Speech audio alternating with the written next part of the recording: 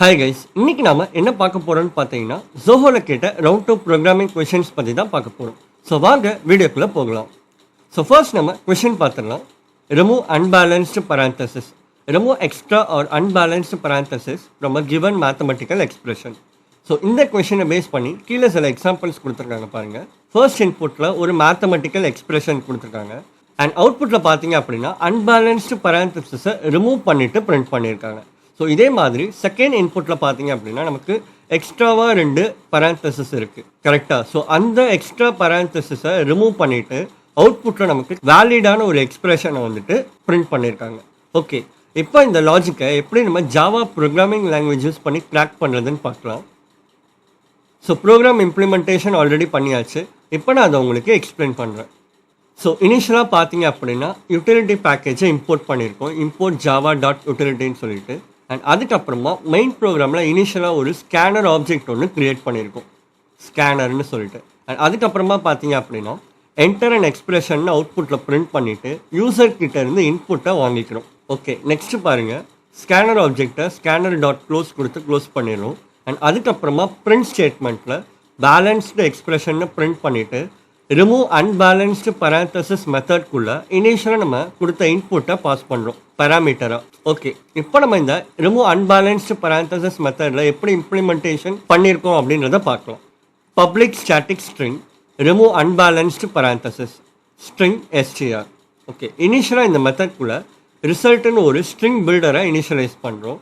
And அதுக்கப்புறமா பார்த்தீங்க அப்படின்னா ஒரு ஸ்டாக் ஆப்ஜெக்ட் ஒன்று க்ரியேட் பண்ணியிருக்கோம், ஸ்டாக்குன்னு சொல்லிட்டு. அண்ட் அதே மாதிரி லாஸ்ட்டாக ஒரு ஹேஷ் செட் ஒன்று டிக்ளேர் பண்ணியிருக்கோம், ரிமூவ் இண்டெக்ஸஸ்ன்னு சொல்லிட்டு. நெக்ஸ்ட் பாருங்க, ஒரு ஃபார் லூப் ஒன்று கொடுத்துருக்கோம். For int i equal to 0 i less than string dot length i plus plus. So இந்த ஃபார் லூப்பில் நம்ம ஒரு கேரக்டர் வேரியபிளை டிக்ளேர் பண்ணியிருக்கோம். அண்ட் அதுக்கு ஸ்ட்ரிங் டாட் கேரட் ஆஃப் ஐன்னு கொடுத்துருக்கோம். அதாவது ஒரு வாட்டி இந்த லூப் ஐட்ரேட் ஆகும் போதும் அந்த ரெஸ்பெக்டிவ் இண்டெக்ஸ் பொசிஷனில் இருக்கிற கேரக்டரை நம்ம இந்த சிஹெச் வேரியபிளில் ஸ்டோர் பண்ணி வச்சு. ஓகே, நெக்ஸ்ட் பார்த்தீங்க அப்படின்னா ஒரு இஃபல்ஸ் இஃப் கண்டிஷன் ஒன்று கொடுத்துருக்கோம். So if char equal to open பேரந்தசிஸாக இருந்துச்சு அப்படின்னா ஸ்டாக் டாட் புஷ் ஆஃப் ஐன்னு கொடுக்குறோம். சப்போஸ் இந்த கண்டிஷன் ஃபெயில் ஆயிடுச்சு அப்படின்னா எல்ஸ் இஃப் கண்டிஷனில் போயிட்டு கேர் ஈக்குவல் டு க்ளோஸ்டு பேரந்தசிஸான்னு செக் பண்ணுறோம். சப்போஸ் இந்த கண்டிஷன் ட்ரூவாக இருந்துச்சு அப்படின்னா அகைன் நம்ம ஒரு இஃபல்ஸ் கண்டிஷன் செக் பண்ண போகிறோம். அதாவது இஃப் ஸ்டாக் இஸ் எம்டியாக இருந்துச்சு அப்படின்னா ரிமூவ் இண்டெக்ஸஸில் அந்த ரெஸ்பெக்டிவ் இண்டெக்ஸ் பொசிஷனோட நம்பரை வந்துட்டு ஆட் பண்ணிடும். சப்போஸ் ஸ்டாக் வந்துட்டு எம்டியாக இல்லை அப்படின்னா எல்ஸ் கண்டிஷனில் போயிட்டு ஸ்டாக் டாட் பாப்னு கொடுத்துரும். ஓகே, ஸோ சிம்பிளாக சொல்ல போனோம் அப்படின்னா ஸ்ட்ரிங்கில் இருக்கிற கேரக்டர்ஸை ஐட்ரேட் பண்ணுறோம் ஒன் பை ஒன்னாக. ஸோ அப்படி ஐட்ரேட் பண்ணும்போது ஓப்பன் பேரந்தசிஸாக இருந்துச்சு அப்படின்னா அதை ஸ்டாக்கில் புஷ் பண்ணுறோம். அண்ட் அதே மாதிரி க்ளோஸ்டு பேரந்தசிஸாக இருந்துட்டு ஸ்டாக் எம்டியாக இருந்துச்சு அப்படின்னா அதை ரிமூவ் இண்டெக்ஸஸ் ஹேஷ் செட்டில் ஆட் பண்ணுறோம். அண்ட் இதுவே க்ளோஸ்டு பேரந்தசிஸாக இருந்துட்டு ஸ்டாக் எம்டியாக இல்லை அப்படின்னா நம்ம ஸ்டாக் டாட் பாப் கொடுத்துருவோம். ஸோ இந்த மாதிரி தான் ஒரு ஐட்ரேஷன்ஸுமே நமக்கு வந்துட்டு ஒர்க் ஆகும். ஸோ ஒன்ஸ் இந்த ஃபார் லூப் கம்ப்ளீட்டாக ரன் ஆகி முடிச்சதுக்கப்புறமா நெக்ஸ்ட் நம்ம இந்த வைல் லூப்பை ப்ராசஸ் பண்ணுவோம். அதாவது while not stack is empty அப்படின்னு சொல்லியிருக்காங்க. அதாவது ஸ்டாக் எம்டி ஆகிற வரைக்கும் இந்த வைல் லூப் பார்த்தீங்க அப்படின்னா ஐட்ரேட் ஆகிட்டே இருக்கும். ஸோ அப்படி ஒரு வாட்டி ஐட்ரேட் ஆகும் போது உள்ள ஒரு ஸ்டேட்மெண்ட் ஒன்று கொடுக்கணும். அதாவது remove indexes dot add of stack dot பாப்னு சொல்லிட்டு. ஃபார் எக்ஸாம்பிள் இப்போ வந்துட்டு நான் இந்த வைல் லூப்பை ப்ராசஸ் பண்ணும்போது சப்போஸ் ஸ்டாக்கில் வந்துட்டு சம் எலிமெண்ட்ஸ் இருக்குது அப்படின்னு வச்சுப்போமே. அப்படி இருந்துச்சு அப்படின்னா அந்த எலிமெண்ட்ஸை வந்துட்டு நான் ஸ்டாக் டாட் பாப் ஃபங்க்ஷன் கொடுத்து டெலீட் பண்ணுறேன். ஸோ அப்படி பண்ணும்போது எனக்கு டெலீட் ஆன எலிமெண்ட்டோட ரெஸ்பெக்டிவ் இண்டெக்ஸ் பொசிஷன் வந்துட்டு ரிட்டர்ன் ஆகும் கரெக்டாக. ஸோ அந்த இண்டெக்ஸ் பொசிஷனை வந்துட்டு நான் ரிமூவ் இண்டெக்ஸஸ் ஆஸ் செட்டில் ஆட் பண்ணிக்கிறேன். ஸோ இந்த வைல் லூப் பார்த்தீங்க அப்படின்னா ஒன் ஸ்டாக்கில் எந்த ஒரு எலிமெண்ட்ஸும் இல்லை அப்படின்னு தெரிஞ்ச உடனே ஸ்டாப் ஆயிரும். ஸ்டாப் பண்ணதுக்கப்புறமா அகெயின் ஒரு ஃபார் லூப் ஒன்று கொடுத்துருக்கோம். For i equal to 0 i less than string dot length i plus plus. So இந்த ஃபார் லூப் பார்த்தீங்க அப்படின்னா ஸ்ட்ரிங்கோட 0th இண்டெக்ஸ் பொசிஷன்லேருந்து ஃபைனல் இண்டெக்ஸ் பொசிஷன் வரைக்கும் ரன் ஆகும். ஸோ ஒரு வாட்டி ஐட்ரேட் ஆகும் போதும் உள்ளே வந்துட்டு ஒரு இஃப் கண்டிஷன் கொடுத்து செக் பண்ணுறோம். அதாவது if not remove indexes dot contains of ஐன்னு கொடுத்துருக்கோம். அதாவது நம்ம இந்த ஸ்ட்ரிங்கை ஒரு வாட்டி ஐட்ரேட் பண்ணும்போது நமக்கு ஒரு இண்டெக்ஸ் பொசிஷன் கிடைக்கும் கரெக்டாக. ஸோ அந்த ரெஸ்பெக்டிவ் இண்டெக்ஸ் பொசிஷன் வந்துட்டு ரிமூவ் இண்டெக்ஸஸ் ஆஸ் செட்டில் இல்லைனா மட்டும் ரிசல்ட் ஸ்ட்ரிங் பில்டரில் ஆப்பன் பண்ணுங்க அப்படின்னு சொல்கிறாங்க. சப்போஸ் நம்ம ஐட்ரேட் பண்ண அந்த ரெஸ்பெக்டிவ் இண்டெக்ஸ் பொசிஷன் வந்துட்டு already remove indexes hash settle வந்துட்டு கண்டெயின் ஆயிருந்துச்சு அப்படின்னா அதை வந்துட்டு நம்ம நெக்லெக்ட் பண்ணிடுவோம், அதாவது ரிசல்ட் ஸ்ட்ரிங் பில்டரில் ஆட் பண்ண மாட்டோம். ஸோ இந்த மாதிரி தான் இந்த லூப்மே ஐட்ரேட் ஆகும். ஸோ ஒன்ஸ் கம்ப்ளீட்டாக ரன் ஆகி முடிச்சதுக்கப்புறமா நம்ம ரிசல்ட் ஸ்ட்ரிங் பில்டரை டூ ஸ்ட்ரிங் யூஸ் பண்ணி ஒரு ஸ்ட்ரிங்கை கன்வெர்ட் பண்ணிடுறோம். ஓகே, இப்போ நான் வந்துட்டு இந்த லாஜிக்கை உங்களுக்கு டீபக் பண்ணி எக்ஸ்பிளைன் பண்ணிடுறேன். ஸோ அதுக்கு முன்னாடி நான் சில இடத்துல டீபக் பாயிண்ட்ஸ் வச்சுக்கிறேன், ஏன்னா வேல்யூஸை ட்ராக் பண்ணுறதுக்காண்டி.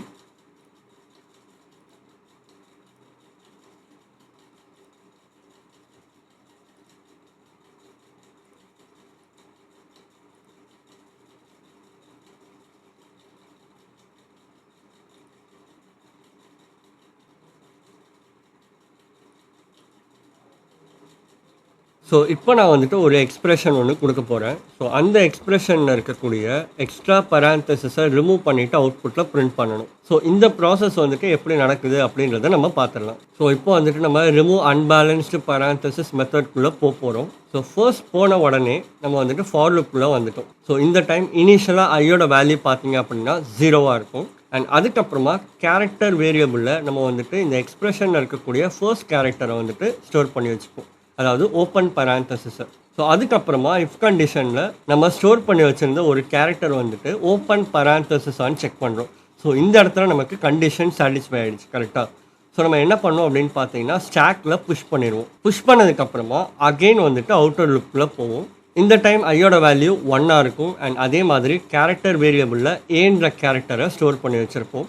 அண்ட் அதுக்கப்புறமா இஃப் கண்டிஷனில் a ஈக்குவல் டு ஓப்பன் பராந்தசிஸா அப்படின்ற மாதிரி செக் பண்ணுவோம். ஸோ கண்டிஷன் ஃபால்ஸாக இருக்கிறதுனால நம்ம இஃப் கண்டிஷனுக்குள்ளே போக மாட்டோம். அதுக்கு பதிலாக எல்ஸ் இஃப் கண்டிஷனில் போயிட்டு செக் பண்ணுவோம், அதாவது a ஈக்குவல் டு க்ளோஸ்டு பராந்தசிஸான்னு சொல்லிட்டு. ஸோ எல்ஸ் இஃப் கண்டிஷன்லையும் நமக்கு கண்டிஷன் ஃபெயில் ஆகிட்டதுனால நம்ம ஜஸ்ட் இந்த ஏன்ற கேரக்டரை இக்னோர் பண்ணிவிட்டு அகெயின் லூப்புக்குள்ளே போயிடுவோம். ஸோ இந்த டைம் ஐயோட வேல்யூ பார்த்தீங்கன்னா 2ஆக இருக்கும். அண்ட் அதே மாதிரி கேரக்டர் வேரியபிளில் ப்ளஸ்ன்ற கேரக்டரை ஸ்டோர் பண்ணி வச்சுருக்கோம். அண்ட் அதுக்கப்புறமா நம்ம இஃப் கண்டிஷனில் ப்ளஸ் ஈக்குவல் டு ஓப்பன் பராந்தசிஸான்னு செக் பண்ணுவோம். கண்டிஷன் ஃபால்ஸ் ஆயிரும். எல்ஸ் இஃப் கண்டிஷனில் போயிட்டு plus operator equal to closed பராந்தசிஸான்னு செக் பண்ணுவோம். ஸோ இந்த இடத்துல நமக்கு கண்டிஷன் ஃபெயில் ஆகிட்டதுனால நம்ம அகெயின் வந்துட்டு லூப்புக்குள்ளே போயிடுவோம். ஓகே, ஸோ இந்த டைம் ஐயோட வேல்யூ பார்த்தீங்கன்னா 3ஆக இருக்கும். அண்ட் அதே மாதிரி கேரக்டர் வேரியபிளில் பீன்ற கேரக்டரை ஸ்டோர் பண்ணி வச்சுருப்போம். அண்ட் அகெயின் சேம் தான், P not equal to open parenthesis. And அதே மாதிரி P not equal to closed பராந்தசிஸ்ன்றதுனால நம்ம அகெயின் அவுட்டர் லுக்கில் போவோம் இக்னோர் பண்ணிவிட்டு. ஸோ இந்த டைம் ஐயோட வேல்யூ பார்த்தீங்கன்னா 4ஆக இருக்கும். அண்ட் அதே மாதிரி கேரக்டர் வேரியபிளில் க்ளோஸ்டு பராந்தசிஸை ஸ்டோர் பண்ணி வச்சுருப்போம். ஸோ இந்த டைம் பார்த்தீங்க அப்படின்னா நம்ம இஃப் கண்டிஷனில் செக் பண்ணும்போது கண்டிஷன் ஃபெயில் ஆயிரும். ஸோ தட் நம்ம எல்ஸ் இஃப் கண்டிஷனில் போய் செக் பண்ணுவோம். ஸோ இந்த இடத்துல நமக்கு கண்டிஷன் வந்துட்டு சாட்டிஸ்ஃபை ஆயிரும், அதாவது நம்மளோட கேரக்டர் வேரியபிளையும் க்ளோஸ்டு பராந்தசிஸ் தான் இருக்குது. அண்ட் அதே மாதிரி ஆப்போசிட்லேயும் க்ளோஸ்டு பராந்தசிஸ் தான் இருக்குது கரெக்டாக. ஸோ நம்ம என்ன பண்ணுவோம் அப்படின்னு பார்த்தீங்கன்னா அகெயின் இஃப் ஸ்டாக் இஸ் எம்டியான்னு செக் பண்ணுவோம். ஸோ ஸ்டாக் பார்த்தீங்கன்னா ஆல்ரெடி ஃபர்ஸ்ட் நம்ம ஸ்டோர் பண்ணி வச்சிருந்த ஓப்பன் பராந்தசிஸ் கரெக்டாக. ஸோ கண்டிப்பாக அது வந்துட்டு எம்டியாக இருக்காது.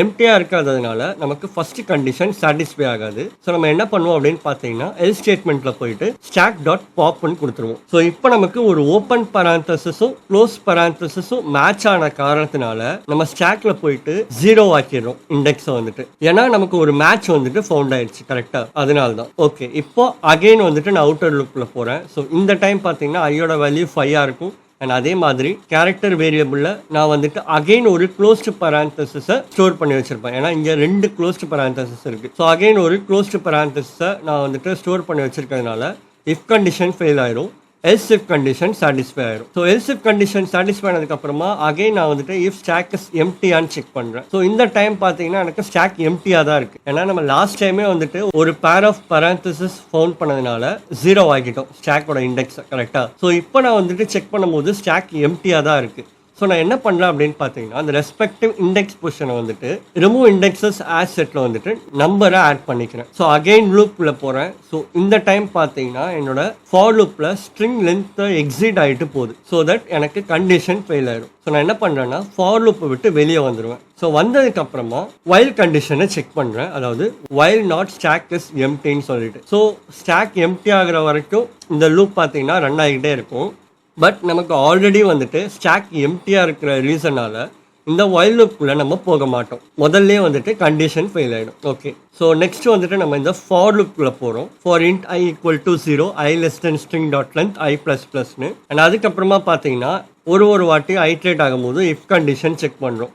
If not remove indexes dot contains of i அப்படின்னு சொல்லிட்டு. ஸோ இனிஷியலாக ஐயோட வேல்யூ வந்துட்டு 0வா இருக்கும். அண்ட் ரிமூவ் இண்டெக்ஸஸில் பார்த்தீங்கன்னா 0ன்ற வேல்யூ இருக்காது. ஸோ நம்ம என்ன பண்ணுவோம் அப்படின்னு பார்த்தீங்கன்னா ஸ்ட்ரிங்கில் 0th இண்டெக்ஸ் பொசிஷனில் இருக்கக்கூடிய கேரக்டரை ஆப்பன் பண்ணிடுவோம் ரிசல்ட் ஸ்ட்ரிங் பில்டரில். அதுக்கப்புறமா அகெயின் நான் வந்துட்டு செக் பண்ணுறேன். ஸோ இந்த டைம் ஐயோட வேல்யூ 1ஆ இருக்கும். ஸோ ரிமூவ் இண்டெக்ஸஸில் பார்த்தீங்க அப்படின்னா 1ன்ற வேல்யூ இருக்காது. கரெக்டாக. ஸோ நான் வந்துட்டு ரிசல்ட் ஸ்ட்ரிங் பில்டரில் ஸ்ட்ரிங்கில் இருக்கக்கூடிய ஃபர்ஸ்ட் இண்டெக்ஸ் பொசிஷன் கேரக்டரை ஆப்பன் பண்ணிடுறேன். அண்ட் அதே மாதிரி நெக்ஸ்ட் டைம் பார்த்தீங்கன்னா 2ஆ இருக்கும். 2 வந்துட்டு ரிமூவ் இண்டெக்ஸஸ் ஆஷ் செட்டில் வந்துட்டு இருக்காது. ஸோ நான் என்ன பண்ணுறேன்னா ஸ்ட்ரிங்கில் செகண்ட் இண்டெக்ஸ் பொசிஷனில் இருக்கக்கூடிய கேரக்டரையும் ரிசல்ட்லெஸ் ஆப்பன் பண்ணிக்கிறேன். அதுக்கப்புறமா ஐயோட வேல்யூ 3க்கு அப்டேட் ஆகும். ஸோ அதே மாதிரி 3ன்ற வேல்யூ வந்துட்டு ரிமூவ் இண்டெக்ஸஸில் இருக்காது. ஸோ அதனால நான் என்ன பண்ணுறேன்னு பார்த்தீங்கன்னா ஸ்ட்ரிங்கில் தேர்ட் இண்டெக்ஸ் பொசிஷனில் இருக்கக்கூடிய கேரக்டரை ரிசல்ட் ஸ்ட்ரிங் பில்டரில் ஆப்பன் பண்ணிக்கிறேன். ஸோ இந்த மாதிரி அகைன் போகும்போது ஐயோட வேல்யூ 4ஆ இருக்கும். ஸோ இந்த டைம் வந்துட்டு ரிமூவ் இண்டெக்ஸஸில் 4ன்ற வேல்யூ இருக்காது. ஸோ நான் என்ன பண்ணுறேன் அப்படின்னு பார்த்தீங்கன்னா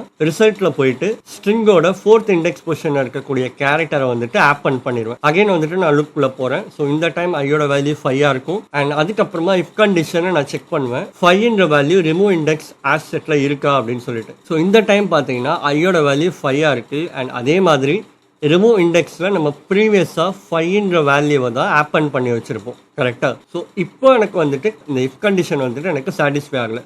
ஸோ நான் என்ன பண்ணுறேன் அப்படின்னு பார்த்தீங்கன்னா இந்த 5 இண்டெக்ஸ் பொசிஷனில் இருக்கக்கூடிய கேரக்டரை வந்துட்டு ஆப்பன் பண்ணாமல் ஸ்கிப் பண்ணிடுறேன். ஸ்கிப் பண்ணிவிட்டு அகெயின் வந்துட்டு ஃபார் லூப்பில் போவேன். அண்ட் இந்த டைம் பார்த்தீங்க அப்படின்னா ஸ்ட்ரிங் லென்த் எக்ஸிட் ஆகுறதுனால ஃபார் லூப்பை விட்டு வெளியே வந்துடுவேன். ஸோ வந்துட்டு கடைசியாக ரிசல்ட் ஸ்ட்ரிங் பில்டரை ஒரு ஸ்ட்ரிங்குக்கு கன்வெர்ட் பண்ணிடுறேன். ஸோ கடைசியாக நான் அவுட்புட்டையும் பிரிண்ட் பண்ணிடுறேன் பேலன்ஸ்டு எக்ஸ்பிரஷன் சொல்லிட்டு.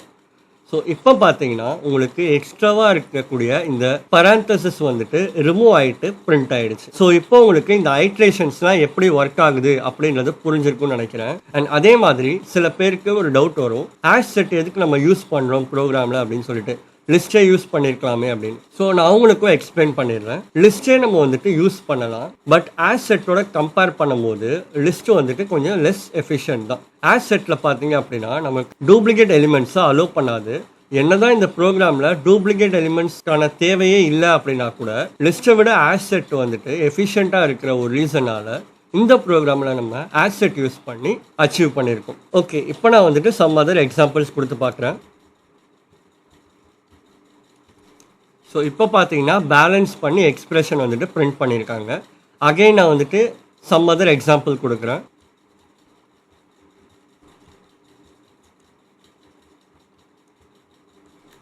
ஸோ இப்போ அவுட்புட்டில் பார்த்தீங்கன்னா நமக்கு எக்ஸ்ட்ரா பராந்தசிஸ் ரிமூவ் ஆகிட்டு பேலன்ஸ்டு எக்ஸ்பிரஷன் பிரிண்ட் ஆகிடுச்சு. ஓகே, லாஸ்ட்டாக நம்ம அவுட்புட்டுமே வெரிஃபை பண்ணி பார்த்தாச்சுன்னு நினைக்கிறேன். ஸோ இந்த ப்ரோக்ராம் கண்டிப்பாக உங்களுக்கு புரிஞ்சிருக்கும்னு நினைக்கிறேன். புரிஞ்சிருந்தால் லைக் பண்ணுங்கள், ஷேர் பண்ணுங்கள் அண்ட் கமெண்ட் பண்ணுங்கள்.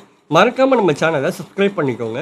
அண்ட் இதே மாதிரி இன்னொரு ப்ரோக்ராமோட உங்களை நெக்ஸ்ட் வீடியோவில் மீட் பண்ணுறேன். Thank you guys.